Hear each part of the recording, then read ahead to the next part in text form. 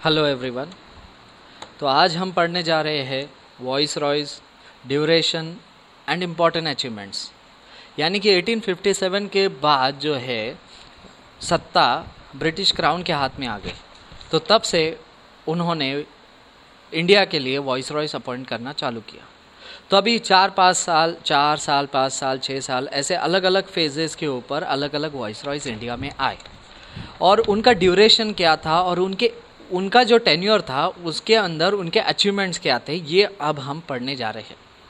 इस लेक्चर के अंदर ज़्यादा एक्सप्लेनेशन के लिए कुछ नहीं है, लेकिन मैंने स्लाइड्स को इस तरह अरेंज किया है, स्पेसिफिकली हर वॉइस रॉय जो है उनके बाद एक 4-5 मैंने इंपॉर्टेंट पॉइंट्स लिस्ट किए हैं जो उनके टेन्योर के अंदर वो हुई है। तो हम देखते हैं। पहले है लॉर्ड कैनिंग। इनका ड्यूरेशन है 1858 टू 1862, यानी लगभग 4 साल ये रहे। इनके वक्त जो है इंडियन काउंसिल एक्ट 1858 आया, यानी क्या भारतीय परिषद अधिनियम आया, जिसकी वजह से जो है पावर पार्लियामेंट की तरफ शिफ्ट हो गया थ्रू ब्रिटिश क्राउन। ये जो ड्यूरेशन था, इनके टाइम एक इकोनॉमिस्ट थे, British economist James Wilson British economist impose income tax and paper currency. James Wilson जो ब्रिटिश इकोनॉमिस्ट थे, उन्होंने पहली बार इनकम टैक्स लगाया, यानी कि आयकर लगाया, और पेपर करेंसी यानी कागजी मुद्रा जो होती वो शुरू की। उसके बाद रीऑर्गेनाइजेशन ऑफ इंडियन आर्मी, यानी कि इन्होंने जो भारतीय सेना है उनका पुनर्गठन किया। 1857 के बाद रिवोल्ट हो गया था। उसके बाद हमने जो पिछले लेक्चर में ये देखा कि रीऑर्गेनाइजेशन ऑफ इंडियन आर्मी कैसे हुआ, तो वो लॉर्ड कैनिंग की ड्यूरेशन के टाइम ये रीऑर्गेनाइजेशन हो गया। उसके बाद ये दो तीन इंपॉर्टेंट कानून से, जैसे Indian penal code 1860, Indian police act 1861, ये इनके समय आ गए। पीनल कोड को हम दंड संहिता कहेंगे, भारतीय दंड संहिता 1860, और इंडियन पुलिस एक्ट 1861 को हम कहेंगे भारतीय पुलिस कानून 1861। ये बाद में जाके आईपीएस में मर्ज हो गया। उसके बाद इन्हीं के टाइम भारतीय परिषद अधिनियम 1861 आ गया।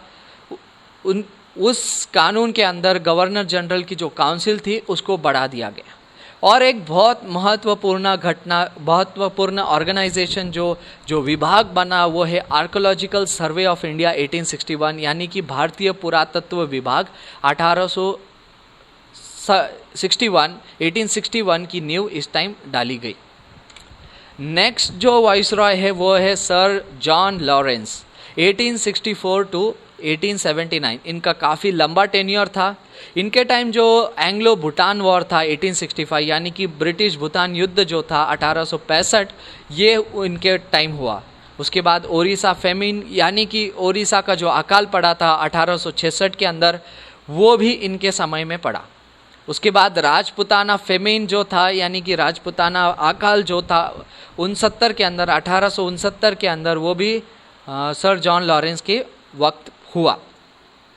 इन्होंने एक बहुत इम्पॉर्टेंट डिपार्टमेंट एस्टैब्लिश किया था, वो था डिपार्टमेंट ऑफ इरिगेशन, यानी कि सिंचाई विभाग की इन्होंने स्थापना की, गठन किया।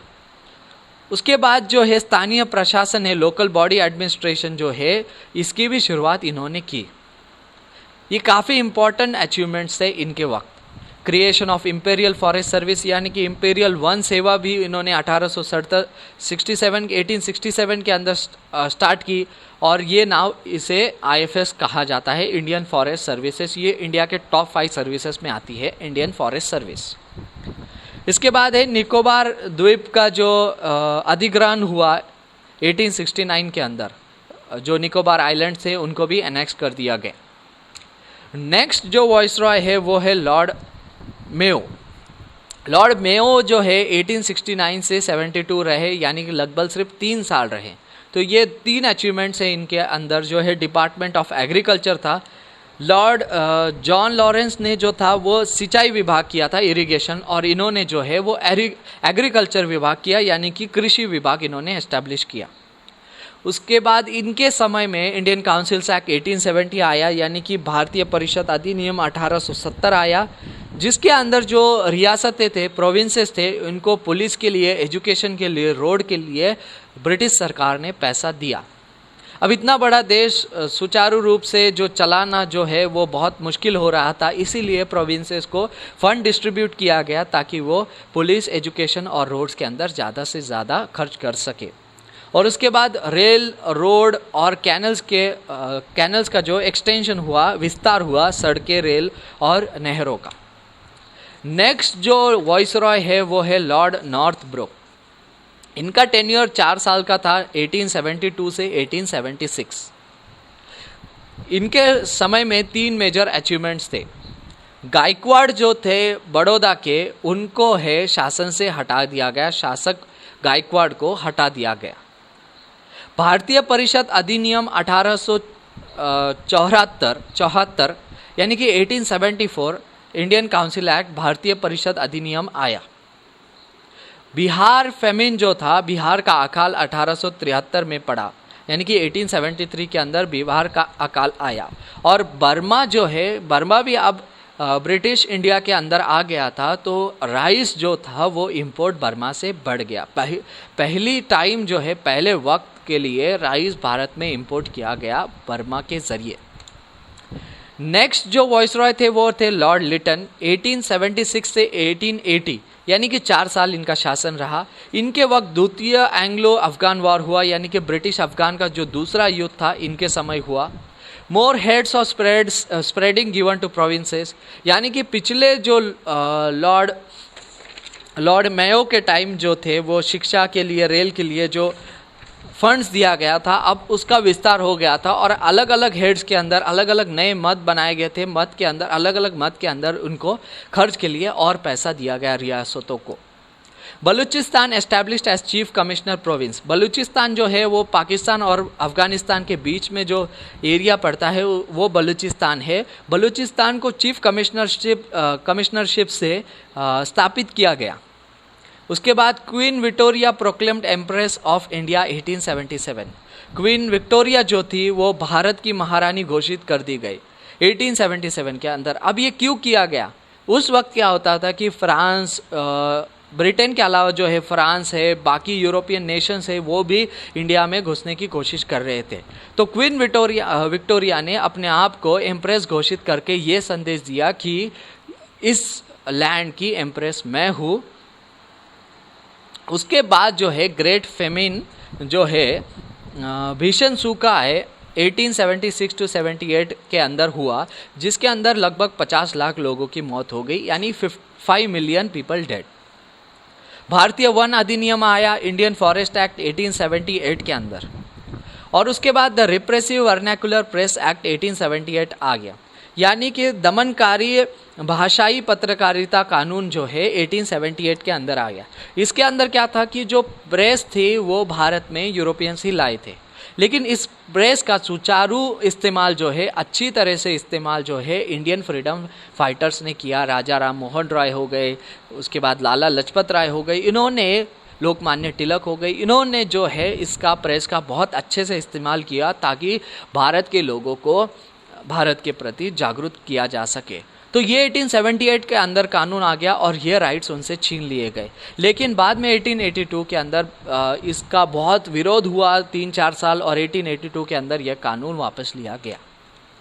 नेक्स्ट जो थे वो लॉर्ड रिपन थे 1880 टू 84। इनका भी टेन्योर जो था 4 साल का था। इनके वक्त भी फैक्ट्री एक्ट आया 1881 के अंदर। इसके अंदर जो था 7 से 12 साल के जो बच्चे हैं उनको 9 घंटे से ज़्यादा काम करने देना नहीं है, ये कहा गया। यानी कि इससे पहले जो थे 7 साल से ज़्यादा के बच्चे जो थे, 7 से 12 के बच्चे 9 घंटे से ज़्यादा काम करते थे और उन्हें मंथली हॉलीडे भी नहीं मिलते थे। फिर 4 मंथली हॉलीडेज़ इनको दिए गए। एंग्लो अफगान वॉर जो था इनके समय में ख़त्म हो गया, end of Anglo Afghan war. उसके बाद रिपल्ड प्रेस एक्ट 1878, मैंने कहा जो दमनकारी भाषीय पत्रकारिता कानून था वो 1878 के अंदर आया था। इन लॉर्ड रिपन के समय उन्हें उस कानून को वापस लिया गया। उसके बाद यूनिवर्सिटी ऑफ पंजाब लाहौर 1882। लाहौर की जो यूनिवर्सिटी है, पंजाब की यूनिवर्सिटी जो है, वो इनके टाइम एस्टैब्लिश की गई। इस समय बहुत सारे और यूनिवर्सिटीज़ भी एस्टैब्लिश किए गए ताकि ब्रिटिश सरकार को जो है कारकुन, क्लर्क जो है वो एजुकेटेड मिल सके। उसके बाद क्रिएटेड द एजुकेशन कमीशन बना और फर्स्ट मुस्लिम स्कूल बना। यानी कि हम कह सकते हैं कि सांप्रदायिक तत्वों की शुरुआत इस समय से हुई जब एक धर्म के आधार पर एक स्कूल की स्थापना हुई, फर्स्ट मुस्लिम स्कूल स्थापना हुई जो डिवाइड एंड रूल के पॉलिसी के तहत हुई। उसके बाद लॉर्ड डेफरिन ने इंपेरियल सिविल सर्विस चालू की 1886-87 के अंदर, जो आज IAS के रूप में जानी जाती है। और जो थर्ड एंग्लो बर्मीज वॉर था ये इनके समय में हुआ। और एक बहुत महत्वपूर्ण घटना जो इंडियन फ्रीडम स्ट्रगल के मायने से बहुत महत्वपूर्ण है वो है इंडियन नेशनल कांग्रेस का गठन 1885 के अंदर। भारतीय राष्ट्रीय कांग्रेस का गठन हुआ 1885 के द्वारा। A.O. ह्यूम जो थे एक यूरोपियन थे, उन्होंने इसका गठन किया। नेक्स्ट जो वॉइसरॉय है वो लॉर्ड लैंसडाउन है। 1888 to 94 लगभग 6 साल का इनका टेन्योर था। इंडियन काउंसिल एक्ट 1892 आया। भारतीय परिषद अधिनियम जो है 1892 ये इनके टाइम आ गया। ये फर्स्ट टाइम इंडियंस के लिए खुला, ओपन टू इंडियंस।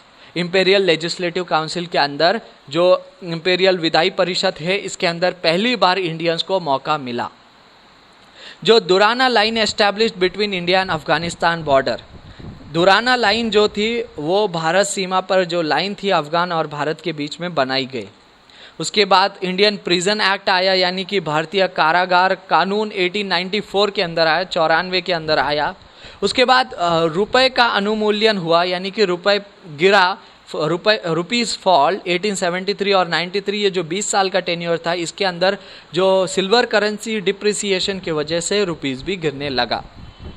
उसके बाद इंडियन फैक्ट्रीज एक्ट आया, भारतीय फैक्ट्री कानून आया 1891 का, जिसके अंदर वीकली हॉलीडेज सबको मिलने लगे और औरतें जो है 11 घंटे से ज़्यादा काम नहीं कर सकती, ये इसके अंदर बताया गया। नेक्स्ट जो है वो लॉर्ड एल्जिन है, जो रीऑर्गेनाइजेशन ऑफ इंडियन आर्मी इन्होंने वापस किया। इनका टेन्योर लगभग 5 साल का था। उसके बाद जो बिबोनिक प्लेग था बम्बई और कलकत्ता में 1896 और 1898 के अंदर आया। मॉडर्न इंडिया के अंदर सूरत के अंदर यही प्लेग वापस आया था, बुबोनिक प्लेग, जिसकी वजह से सूरत का जो है इन और आउट पूरा बंद कर दिया गया था और वो सिटी को पूरा सीज कर दिया गया था।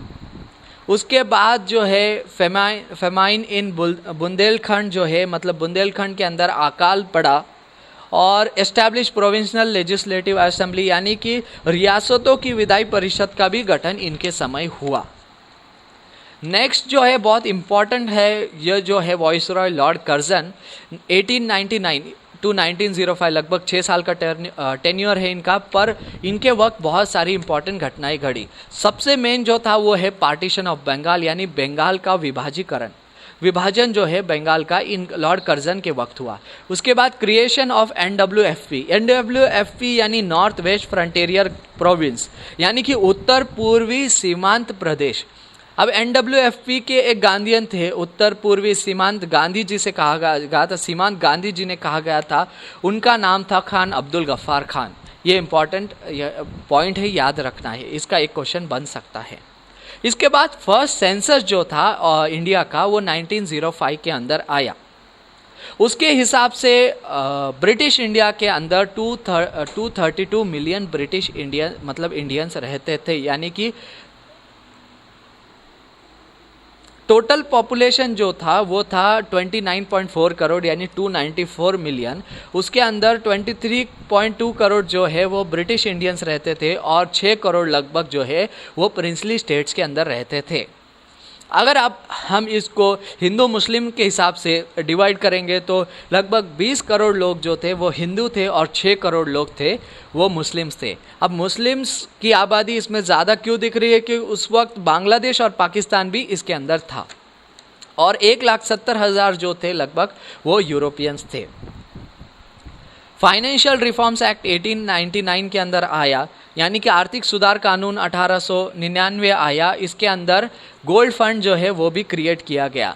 उसके बाद department of commerce and industry establish हुआ, यानी कि वाणिज्य और उद्योग विभाग, और अब इसको एक मिनिस्ट्री में कन्वर्ट किया गया है।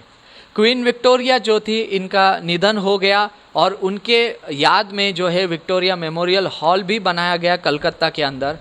किंग एडवर्ड 7 जो थे उनको कोरोनेट किया गया, एम्परर बनाया गया उनको 1903 के अंदर।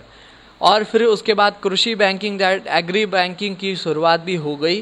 कोऑपरेटिव लोन जो है सहकारी कर्ज कानून 1904 के अंदर ये हुआ। और लास्ट और इम्पॉर्टेंट वॉइसरॉय जो है लॉर्ड मिंटो है इस लेक्चर के अंदर जो है 1905 टू 1910। इनके वक्त जो है रेलवे बोर्ड जो है इसकी स्थापना हुई और मॉर्ले मिंटो रिफॉर्म्स आए। इंडियन काउंसिल एक्ट 1909 को ही मॉर्ले मिंटो रिफॉर्म्स कहा जाता है। उन्होंने शिक्षा विभाग का गठन भी किया और भारतीय फैक्ट्री कमीशन जो है इंडस्ट्रियल इंडियन फैक्ट्री कमीशन जो है 1909 उसकी भी स्थापना की। तो 1910 तक जो है हमने वॉइसरॉयज पढ़ लिए हैं। जो आने वाले वॉइसरॉयज जो है वो हम आने वाले लेक्चर्स में पढ़ेंगे। तो ये था वॉइसरॉयज, उनका ड्यूरेशन और उनके इम्पॉर्टेंट अचीवमेंट्स। होप आपको ये लेक्चर पसंद आया होगा और आप इसको ज़्यादा से ज़्यादा शेयर करें और सब्सक्राइब करें इस चैनल को ताकि मैं और वीडियोस बना सकूं। तो thank you for watching, have a nice day.